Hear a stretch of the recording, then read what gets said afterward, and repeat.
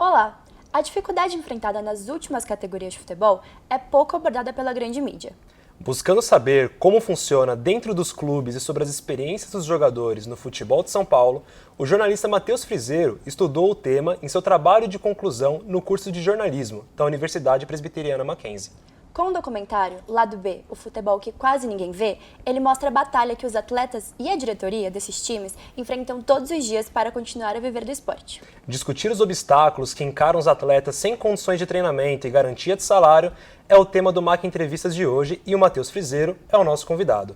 Eu sou o Leonardo Andrade. Eu sou a Júlia Fernanda e o MAC Entrevista está começando. Seja bem-vindo, Matheus. É um prazer te receber aqui hoje. Obrigado, Júlia. Obrigado, Leonardo. O prazer é meu. Obrigado pelo convite. Bom, para começar, a gente quer saber de onde surgiu a inspiração para a escolha desse tema de trabalho de conclusão de curso. Para mim, assim, foi muito fácil escolher. Eu sempre soube que seria de futebol.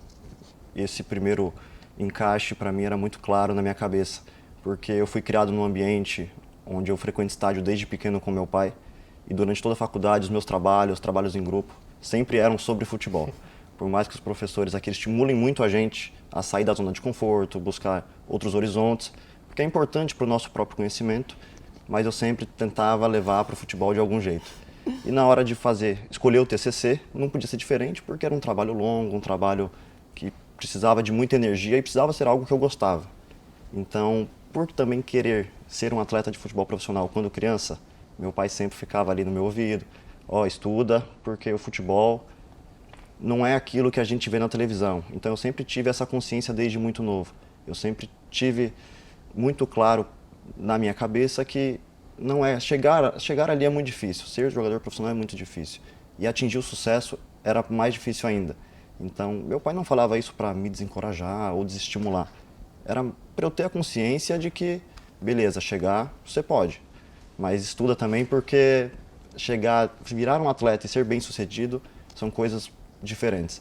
Então, na hora que eu precisei escolher meu tema, eu não tive dúvida. Eu falei, eu vou aqui e vou mostrar o que para mim é muito claro, para outras pessoas pode não ser. Então, eu vou mostrar que existe uma realidade paralela no futebol. Matheus, muito bacana esses comentários, que você fez sobre sua paixão por futebol e tudo mais. E eu queria saber como que você conheceu aqueles dois atletas que aparecem no início do seu documentário, o Felipe Luiz e o Felipe Rocha. Bom, é uma história até legal, porque o Felipe, a mãe dele é professora. Foi professora de História durante toda a vida, hoje é aposentada, professora Maria. E ela foi minha professora dos 11 aos 17 anos na escola. Então, sempre que a gente estava ali nas aulas, eu só falava de futebol. Então, era futebol o tempo inteiro. Então, um dia ela comentou comigo que o filho dela era atleta profissional. E desde então eu comecei a seguir ele nas redes sociais, e acompanhar, e conversar com ela. E ela sempre dizia, putz, meu filho vai acabar o contrato em 2 meses, não vai ter o que fazer. E aí no outro ano, virava o ano, meu filho conseguiu um contrato lá em Goiás, 3 meses. Falei, caramba. E nisso, eu tive esse contato com ela, então sempre acompanhando ele, vendo tudo. E quando eu escolhi o tema, eu não tive dúvida. Eu falei, o Felipe vai ser meu ponto de partida. Se ele falar que aceita conversar comigo, acho que o resto vai ser muito tranquilo de conseguir. Então assim que eu entrei em contato com ele já falou, minha mãe falou de você, falou bem de você e da sua família, então eu vou conversar com você. Então ali foi o meu ponto de encontro com ele. Não é esse glamour que aparece na TV, não é esse glamour milionário de carros milionários, de relógios milionários, de apartamentos luxuosos. Já o Felipe Luiz, eu estava conversando com uma amiga um dia aqui sobre o TCC, que estudou comigo. Ela falou, meu primo joga lá em Rondônia, ele está vindo de férias para São Paulo e tem um amigo dele vindo junto. Eu falei, me passa o contato deles. Acho que pode servir para o meu trabalho. E ela me passou, eu fiz o contato com o Felipe e aí também ele aceitou na boa. E várias vezes, no meio dos treinos, eu pensava, o que eu estou fazendo aqui? Estou longe da família, tenho uma idade avançada. Será que é isso mesmo? Será que é isso que eu quero? Então a inspiração já veio lá da escola, né? Já veio esse pontapé inicial. E como foi a logística de ir até lá para fazer as gravações? Assim, com eles foi mais tranquilo por eles estarem em São Paulo, né? Por eles estarem aqui é mais tranquilo. A dificuldade era conciliar o estudo com o trabalho e o tempo para gravar. Então achar os horários era o mais difícil. Com eles foi mais tranquilo porque eu gravei com o Felipe, o Rocha, aqui no Campo Belo. E com o Felipe Luiz a gente foi para Diadema e depois fizemos uma segunda gravação próxima ali de onde a gente mora, na Zona Sul. Porque ele também é da mesma região que eu. Então foi mais tranquilo. Já as outras entrevistas, onde eu precisei viajar, me deslocar, pegar busão, foi um pouquinho mais complicado. Então, eu tinha sempre que estar me planejando muito em questão de trabalho para arrumar um dia que eu pudesse me deslocar 6 horas de viagem de ônibus com um tripé e uma câmera para conseguir gravar, indo de manhã e voltando à noite. Então, foi um pouquinho complicado, mas ajustando aqui, ajustando ali, deu tudo certo. E, Matheus, eu quero saber, antes de você fazer esse TCC, antes de toda essa vivência, né, com esses jogadores, qual era a sua opinião a respeito dos campeonatos estaduais antes de você viver tudo isso? Assim, por torcer para um clube que vive uma realidade totalmente diferente da desses atletas, um clube que sempre está nas primeiras divisões, o meu olhar acho que era como o da maioria. Para que estadual? Estadual não importa de nada, não vale de nada para a gente. O principal é Série A do Brasileiro, Libertadores, Sul-Americana. Esse campeonato só serve para estragar o calendário. Então eu pensava mais ou menos assim. Sabia que tinha sua importância para os outros clubes, mas para o meu, que é sempre assim que a gente pensa, para o meu não importa de nada. Então era mais ou menos isso. Não precisamos dar importância para esse campeonato. Então eu pensava mais ou menos assim. E como foi para conseguir esse acesso aos dirigentes, o acesso ao estádio? Porque a gente sabe que nos times da elite, da Série A, é muito difícil, né? Conseguir fazer essa ponte para chegar nessas pessoas. Então, você enfrentou alguma dificuldade para chegar até eles? Desde o começo da minha orientação com o professor Vanderlei, ele sempre me falou, vai, tenta, porque esses caras querem falar. Eles querem esse espaço, eles querem ser ouvidos. E eu confiei muito nisso e sempre que eu ia fazer minhas pesquisas, procurar um clube, saber que divisão esse clube está jogando, como ele está hoje, eu procurava o nome do presidente, de um dirigente, e tentava achar nas redes sociais, que era o caminho mais fácil, né? Então, eu achava o Instagram, chamava, por exemplo, o Fábio Souza, que é o presidente do Suzano, do União Suzano. Eu chamei ele pelo Instagram, e ele me respondeu, super tranquilo, e falou, vamos marcar. E aí, trocamos o WhatsApp e fomos fazendo os contatos até chegar o dia de gravar. Então, me deu todo o espaço, toda a abertura, porque ele realmente queria mostrar a dificuldade que era ser presidente de um clube de uma terceira divisão de Paulista. O América também, eu cheguei por outros meios, mas no América fui muito bem recebido, apesar de toda a situação, que o América vivia uma briga política muito grande ali internamente, mas o Márcio Ribeiro, que era o treinador na época e hoje é o presidente da SAF, ele me deu assim, a maior moral do mundo. Ele falou, grave o que você quiser, faça o que você quiser aqui dentro, a gente não vai esconder nada. E me deixou à vontade, então eu ia onde eu queria, eu parecia que estava na sala de casa. Eu queria abrir a porta da geladeira na cozinha, eu abria. Então foi mais ou menos assim. Então esse contato, assim, foi bem tranquilo com os que aceitaram. Lógico, eu entrei em contato com outros clubes, tentei falar com o presidente do Paulista, que é um clube tradicional de São Paulo, campeão da Copa do Brasil. Não me respondeu, ele visualizou, leu minhas mensagens, mas não me respondeu. Coincidentemente, o Paulista caiu para a 5ª divisão. Não sei porque ele não quis falar comigo, mas os que me atenderam, fui super bem recebido, foi muito tranquilo. Matheus, até aproveitando esse gancho que você falou sobre o América, né, que é uma parte extremamente marcante na hora do seu documentário, eu queria saber qual foi o seu sentimento ao ver as condições do estádio do América, poder ver toda aquela realidade que estava acontecendo no clube, briga política. Cara, é assim, muito triste. Eu conhecia o América, já sabia que era um clube muito tradicional, mas não conhecia muito. Nunca fui fã, torcedor do América, então eu sabia tudo muito por cima. E quando eu comecei a me envolver ali com o documentário, cheguei no estádio e via um estádio gigantesco, para mais de 40 mil pessoas, com mato para todo lado, a parede do lado de fora tudo pichado, arquibancada cheia de mato em todo canto, tudo enferrujado, parede caindo aos pedaços. E quando eu entrevistei o Felipe Cardoso, que é o torcedor do América, cara, ele falava querendo chorar e eu gravava querendo chorar do outro lado, porque você se envolve, porque futebol é paixão, e você vê um clube do tamanho do América completamente abandonado, causa até uma certa revolta, porque as pessoas que comandavam o América à época não tinham a noção do que era aquele clube e o que ele representava para algumas pessoas. 24, eles não têm mais o ganha-pão deles, né, que é o futebol. Então, assim, muitos R$50 faz muita diferença, entendeu? Então, quanto mais eu andava ali dentro e via, tinha garrafa de uísque jogada na arquibancada, sabe? Não tem um estádio de futebol, uma garrafa de uísque, ele não faz sentido. Então, era realmente dar uma tristeza e um aperto de ver um estádio daquele tamanho, jogado, largado daquele jeito. Bom, Matheus, e ainda falando sobre os estádios, você comentou que é um fã do esporte desde criança, e você já tinha visitado algum estádio que não era de algum time da Série A ou da Série B antes do documentário, seja como jornalista ou como torcedor?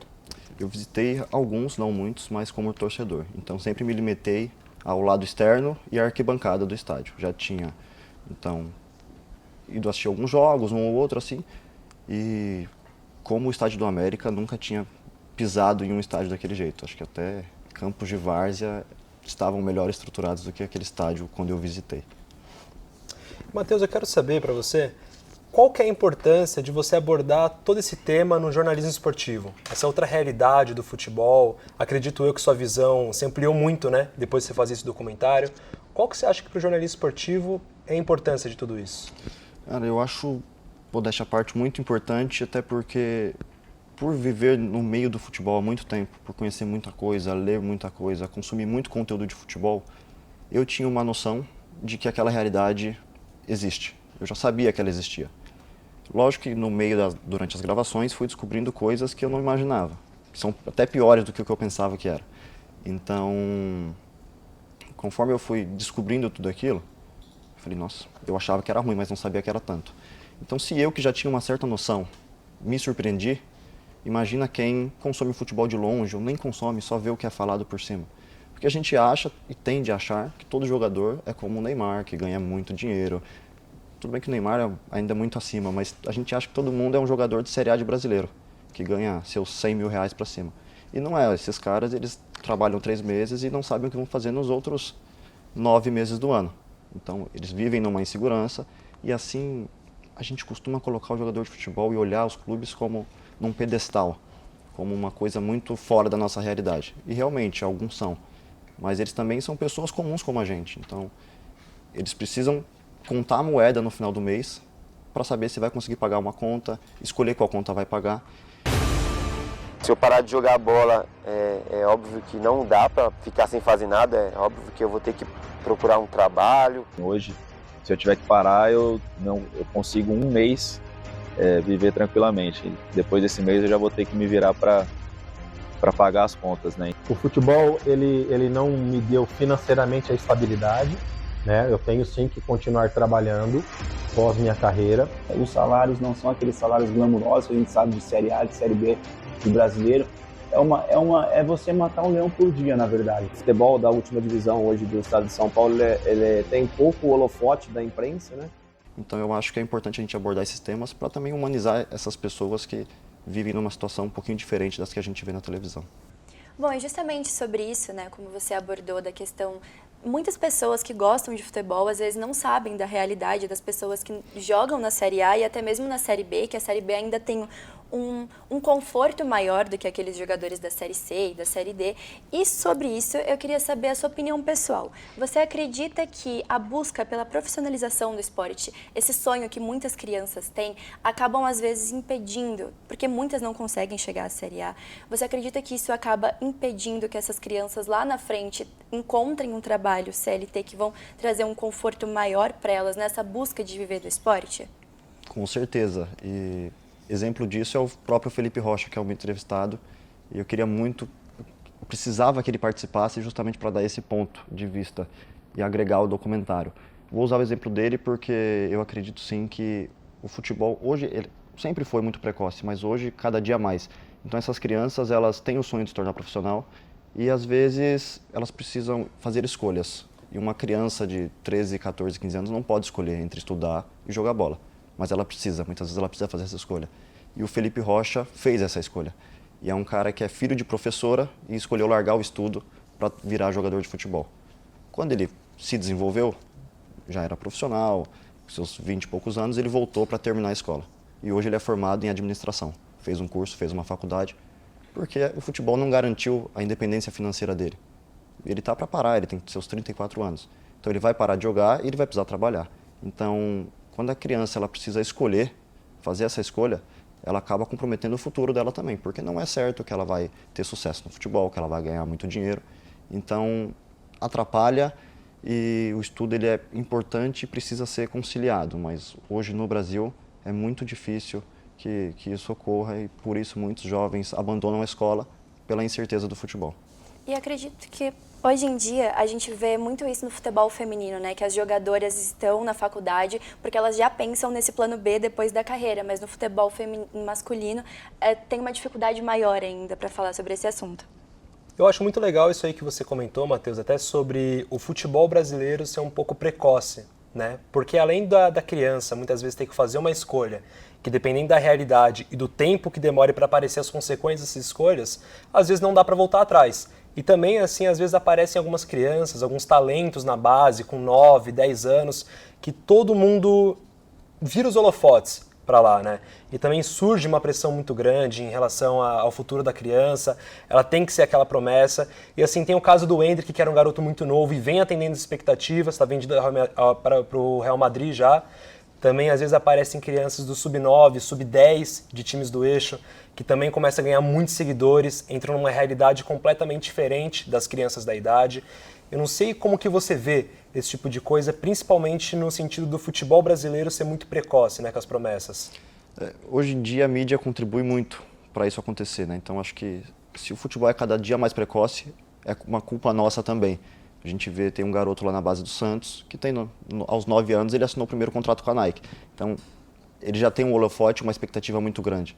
A torcida do Santos, por exemplo, não vê a hora do moleque fazer 15 anos para ir para o profissional. 15 anos, é uma criança ainda. Então, isso acaba atrapalhando também, porque nem todos correspondem às expectativas. O Endrick conseguiu e a vida dele está muito bem garantida financeiramente já. Mas tem exemplos não faltam, inclusive, de atletas que tinham uma mídia muito grande na base e não conseguiram se tornar atletas profissionais que ganharam um bom dinheiro. Então, esses caras também caíram no esquecimento e precisaram, de alguma forma, ganhar algum dinheiro com algum outro trabalho.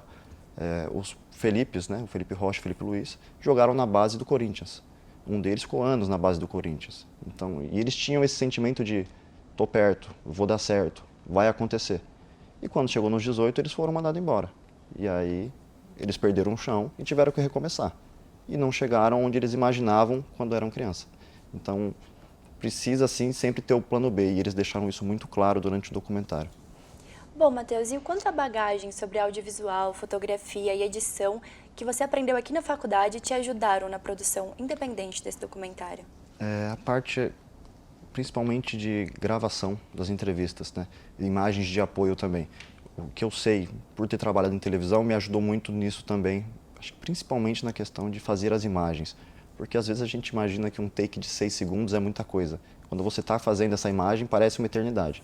Na hora que você vai cobrir o seu material, 6 segundos não é nada. E aí você, perdi, não consigo mais voltar lá para gravar. Então ter essa noção me ajudou muito a não perder viagem literalmente. Até por ir para muito longe para gravar, eu precisava fazer tudo certo para voltar aqui com o meu material e conseguir fazer tudo bonitinho. A questão de edição, eu sabia que eu poderia editar o meu documentário, mas diante de todo o esforço que eu fiz para entrevistar, para gravar, deslocamento, eu preferi escolher uma pessoa que eu sabia que editava muito bem para fazer essa parte para mim. Porque eu tinha essa possibilidade, então eu preferi valorizar o material que eu tinha para conseguir dar valor realmente a tudo que eu produzi. E, Matheus, para a gente poder finalizar a nossa entrevista, eu queria saber quais dicas que você, que teve toda essa vivência na hora de fazer o TCC, daria para algum aluno que está começando agora a fazer o seu TCC? Eu acho que a dica principal é levar a sério o trabalho de conclusão de curso. Todo mundo tem medo do trabalho de conclusão, mas você precisa levá-lo a sério. Usar como um portfólio mesmo, levar como o trabalho da sua vida. E foi isso que eu fiz, eu levei como o trabalho da minha vida. Eu tinha outras coisas para fazer, mas quando eu tinha um tempo para me dedicar 100%, eu me dedicava 100%. Então eu acho que vai muito disso de levar a sério, não levar só como um trabalho para se formar. Então dedicar o seu tempo, dedicar a pesquisas, se dedicar de fato para fazer um trabalho bem feito. E aproveitar as aulas que a gente tem aqui no 5º, 6º semestre, onde a gente já começa a fazer o TCC, a parte teórica. E acho que isso também me ajudou muito, porque eu cheguei no período de orientação, ali no 7º semestre, com o trabalho praticamente pronto. Então eu precisei focar minhas energias só em produzir. Então é levar a sério de fato o trabalho, que aí você vai fazer um trabalho bem feito e com tranquilidade, não vai precisar ficar correndo atrás, buscando coisa com tempo curto. Então acho que é mais ou menos isso. Bom, Matheus, muitíssimo obrigada pela sua presença aqui hoje. É de extrema importância que nós temos nós tenhamos jornalistas como você que tragam esse lado do futebol que realmente quase ninguém vê, como você diz no próprio título do seu documentário. E olha, Matheus, como a própria Júlia já disse, quero te agradecer também porque é extremamente importante esse tema, é muito bom ter você aqui com a gente para poder compartilhar com a gente, com todo mundo que está assistindo, e também quero até agradecer pelas dicas relacionadas ao TCC, que óbvio que a gente vai usar muito. Júlia, Leonardo, eu agradeço vocês pela oportunidade de poder voltar ao Mackenzie e conversar um pouquinho de um trabalho que eu guardo com muito carinho, porque eu acho que o TCC ele vale muito para isso também, você olhar depois para trás e ter carinho do seu próprio trabalho, não se envergonhar dele e gostar do que você produziu. Então eu agradeço o convite. E nosso muito obrigado também a você que nos acompanhou nesse Mac Entrevista. Até o próximo programa.